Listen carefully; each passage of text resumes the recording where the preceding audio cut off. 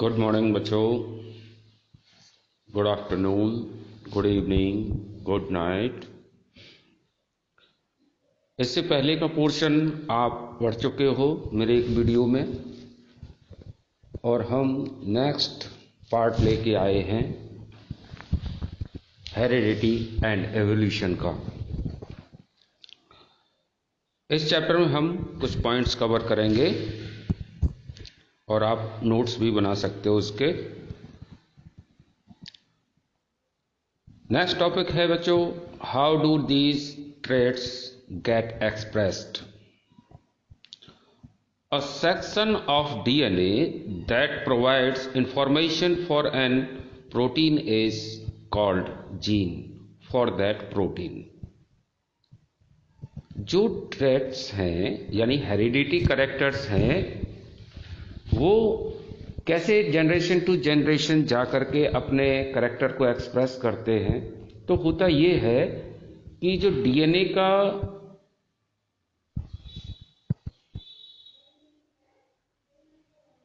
काम है, ये क्या करते हैं कि पहले अपनी जैसी एक कॉपी क्रिएट करते हैं एक प्रोटीन की सहायता से, और ये जीन यानी डीएनए ये डबल हो जाते हैं और उनमें से एक कॉपी फिर नेक्स्ट जनरेशन में पहुंचती है। These genes has two sections called alleles। These alleles contains the trait and expressed। ये जीन दो सेक्शन में होते हैं, इनके दो सेक्शन होते हैं। जैसे हम दिखाते हैं कैपिटल टी, तो ये क्या है, एलील्स हैं। स्मॉल टी यानी ड्वार्फनेस, कैपिटल टी में दिखाते हैं टॉलनेस, ये क्या कहलाते हैं, एलील्स। इनकी ये दो सेक्शंस होते हैं जो कैरेक्टर्स को एक्सप्रेस करते हैं, डोमिनेंट हो या रेसेसिव हो। नेक्स्ट पॉइंट है these sex determination. Sex determination कैसे होता है, जो दो एलील्स हैं ये एलील्स में ही सेक्स डिटर्मिनेशन होता है।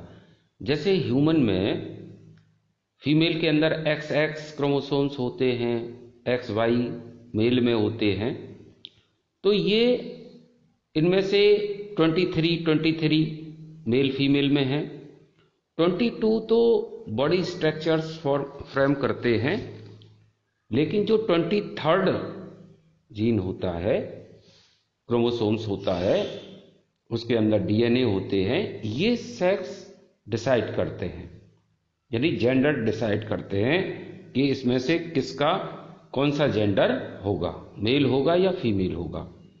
तो all human chromosome are not paired. Most human chromosomes have a maternal and a parental copy, and we have 22 such pairs, but one pair called sex chromosome is odd in not always being a perfect pair। सारे humans में chromosomes होते हैं paired में। जो most human chromosomes होते हैं या maternal हो यानी मदर से आने वाले हों, या पेरेंटल फादर से आने वाले हों, कॉपी जो आ रही है, उनमें से 22 जो पेयर हैं ये सोमेटिक होते हैं, और 23rd जो पेयर है वो सेक्स डिटर्मिनेशन करता है, जो ऑलवेज पेयर में नहीं होता। Women have a perfect pair of sex chromosome, both called X। जो पेयर में क्रोमोसोम्स होते हैं सेम, वो फीमेल्स में होते हैं, होमोजाइगस बोलते हैं इनको। जो फीमेल के अंदर क्रोमोसोम्स होते हैं XX, इनको बोलते हैं होमोजाइगस, और जो मेल में होते हैं उनको हेट्रोजाइगस बोलते हैं, क्योंकि ये पेयर में नहीं होते, XY दो होते हैं अलग अलग। but man has mismatched pair in which one is normal size X while the other is short one is called Y. So women are XX while men are XY.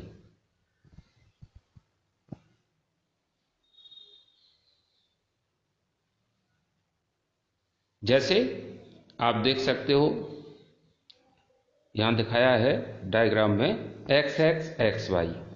XX है ये homozygous है, female के अंदर homozygous होते हैं और heterozygous mail के अंदर होते हैं। XX XY जब इनके बीच में क्रॉसिंग होती है तो XX को अगर फ्यूज करता है तो गर्ल, और XY को जब फ्यूज करता है गैमेट को तो बॉय पैदा होता है। तो 50-50 चांसेस होते हैं मेल या फीमेल होने के। इसके लिए फीमेल रेस्पॉन्सिबल नहीं होती, इसके लिए मेल रेस्पॉन्सिबल होता है कि लड़की होगी या लड़का होगा। नेक्स्ट टॉपिक चलते हैं, evolution. It is an inbuilt tendency to variation during reproduction, both because of errors in DNA copying and as a result of sexual reproduction. जो evolution है ये इनबिल्ट टेंडेंसी होती है, यानी पेरेंट्स से नेक्स्ट जनरेशन में जाने वाली होती है। और जब डीएनए में जो इनबिल्ट करैक्टर हैं उनके साथ कोई एरर क्रिएट हो जाता है या म्यूटेशन हो जाता है या जेनेटिकल ड्रिफ्ट हो जाती है तो उसकी जो कॉपी है वो नेक्स्ट जनरेशन में पहुंचती है और उसकी वजह से एक नई तरह की स्पीसी क्रिएट हो जाती है। इसको कहते हैं एवोल्यूशन। एन इलस्ट्रेशन, और चित्र की सहायता से कोई चीज समझेंगे।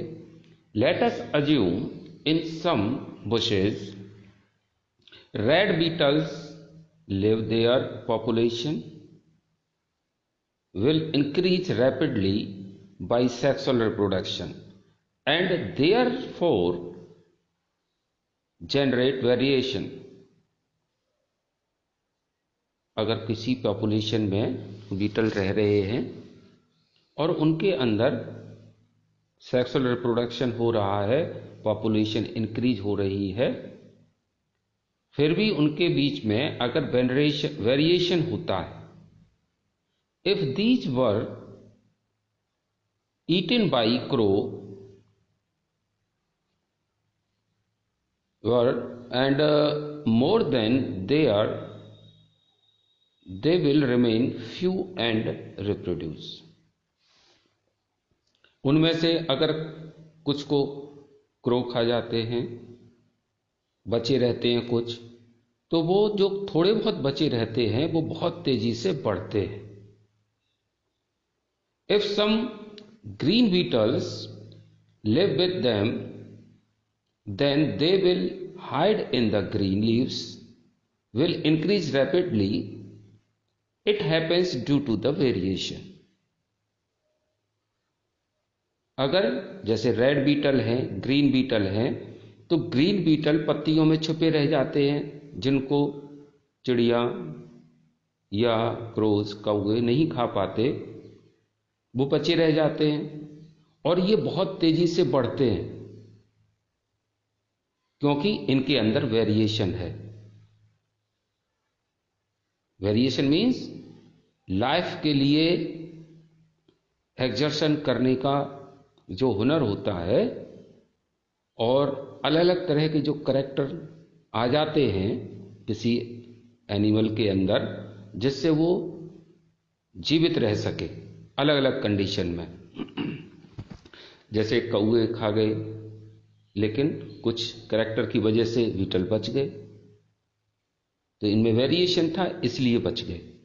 और जितने ज़्यादा वेरिएशन होते हैं किसी एनिमल में वो उतना ही ज़्यादा नेचर में बचा रहता है और उसके जनरेशन टू जनरेशन नेक्स्ट ये आगे बढ़ते रहते हैं। दो तरह की ट्रेट होती हैं, एक्वायर्ड और inherited trait. Acquired traits, these develop after birth by own effort such as weight gain, gaining knowledge, etc. These traits never inherited. जो एक्वायर्ड ट्रेट हैं वो आफ्टर बर्थ जनरेट होती हैं, जैसे वजन का बढ़ना, नॉलेज प्राप्त करना, तैरना, साइकिल चलाना, ड्राइविंग करना, ये सारे एक्वायर्ड ट्रेट हैं। इस तरह की trait generation to generation transfer नहीं होती। अगर होती तो सोचो, अगर पेरेंट ने मैथ पढ़ी है तो बच्चों को जन्मजात मैथ आती, अगर साइंस सीखी है तो साइंस जन्मजात आती, फिर अलग से पढ़ना नहीं पड़ता। ऐसा होता नहीं है क्योंकि ये इनहेरिटेड ट्रेट नहीं है, एक्वायर्ड ट्रेट हैं। एक्वायर्ड ट्रेट मीन्स जो खुद से सीखते हैं। और इनहेरिटेड ट्रेट क्या होती हैं ये पढ़ते हैं। Inherited traits, these characters transfer from one generation to next generation are called inherited trait। जैसे color of eyes, curly hair, straight hair, wavy hair, height, color of skin, attached lobe of pinna of ear। तो ये क्या है? Inherited trait है। ये parents से next generation में बच्चों में जाती हैं, और जो पेरेंट्स से जाती है नेक्स्ट जनरेशन में उनको इनहेरिटेड ट्रेट कहते हैं। This trait passed from one generation to next generation through DNA. DNA में ये कोडेड हो जाते हैं करेक्टर और फिर नेक्स्ट जनरेशन में ट्रांसफर हो जाते हैं। Come to the next point, speciation. Speciation क्या होता है? स्पेशिएशन में take place when variation is combined with geographical isolation, when a population splits into two populations that cannot reproduce with each other and formed a new species is called speciation। Speciation क्या कहते हैं? नई प्रजाति का बनना, नई species का बनना। ये कैसे होता है? जब स्पीसीज में, किसी पॉपुलेशन की स्पीसीज में वेरिएशन आने लगते हैं और इसमें ज्योग्राफिकल आइसोलेशन भी हो, यानी अपनी जगह से वो दूर चले जाएं, पॉपुलेशन स्प्लिट हो जाए दो भागों में, एक पॉपुलेशन कहीं दूसरी जगह पहुंच जाए, एक अलग जगह अलग एनवायरनमेंट में पहुंच जाए, तो क्या होगा? उनके अंदर वेरिएशन पैदा हो जाएगा और ये वेरिएशन इतना अधिक बढ़ जाता है कि वो अपनी मेन पॉपुलेशन से एकदम से अलग हो जाते हैं और फिर उनके बीच में कोई भी रिप्रोडक्शन प्रोसेस नहीं हो पाता। एक ही तरह की पॉपुलेशन से स्प्लिट होकर के नई पॉपुलेशन, नई स्पीसी का बनना, ये स्पेशिएशन होता है। It happens due to variation and DNA change are serve enough. ये डीएनए में वेरिएशन की वजह से होता है। Such as a change in a number of chromosomes, eventually the germ cell of the two groups cannot fuse with each other। और इसमें इतना वेरिएशन हो जाता है क्रोमोसोम्स के अंदर कि वो उन दो अलग अलग जो स्प्लिट हुई पॉपुलेशन है उनके बीच में जो उनके गैमेट्स हैं वो आपस में फ्यूज नहीं कर पाते, मीन्स उनमें रिप्रोडक्शन बंद हो जाता है, तो नई स्पीसी जनरेट हो जाती है। नेक्स्ट पॉइंट पे आते हैं, होमोलोगस ऑर्गन क्या होते हैं? तो homologous organ, the organs which have similar structure and origin and have different function are called homologous organ. वो ऑर्गन जिनमें स्ट्रक्चर सेम हो, ओरिजिन सेम हो, लेकिन वर्क डिफरेंट हो, ऐसे ऑर्गन्स को होमोलोगस ऑर्गन कहते हैं, जैसे limb of frog and lizard, birds and human, जैसे बर्ड्स के विंग हैं और ह्यूमन के हैंड हैं, तो इनका ओरिजिन सेम है, स्ट्रक्चर सेम है, लेकिन वर्क अलग अलग है। तो जिनका वर्क अलग हो, फंक्शन अलग हो, लेकिन स्ट्रक्चर सेम हो, उनको होमोलोगस कहते हैं। Shape of organ is not necessary, इसमें ऑर्गन का शेप नेसेसरी नहीं होता, ओरिजिन और स्ट्रक्चर से मीन होता है। Analogous organ, the organs which have similar function but have different origin and structure are called analogous organ. जिनका स्ट्रक्चर सेम है लेकिन वर्क मीन्स जिनका सिमिलर फंक्शन है, आई मीन ऑर्गन्स दो स्पीसीज का जिनके ऑर्गन्स का वर्क एक जैसा हो और स्ट्रक्चर डिफरेंट हो, उनको एनालोगस कहते हैं। जैसे wing of bat and bird, चमगादड़ और पक्षी, इनका काम क्या है? इनके पंखों का उड़ना, वर्क तो सेम है लेकिन उनका स्ट्रक्चर अलग होता है। क्लियर? फॉसल्स क्या होते हैं? The remaining and preserve part of an animal और plant buried under the earth crust from millions of years are called fossil। Fossil जो होते हैं ये रिमेनिंग डेड प्रिजर्व पार्ट होते हैं किसी एनिमल के, जो अर्थ क्रस्ट में मिलियंस ईयर से दबे होते हैं लेकिन उनके कुछ पार्ट्स बचे रह जाते हैं, उनको फॉसल कहते हैं। तो इसके साथ ये चैप्टर खत्म हो जाता है और नेक्स्ट वीडियो के लिए आप वेट करिए, नेक्स्ट वीडियो भी आ रहा है नेक्स्ट चैप्टर का। अभी अब तक आपने हमारा चैनल सब्सक्राइब नहीं किया है तो सब्सक्राइब कर लें, कमेंट करें, शेयर करें और हमें बताएं और आपको किस तरह का वीडियो चाहिए, हम आपको प्रोवाइड कराएंगे। ठीक है बच्चों, पढ़ते रहिए।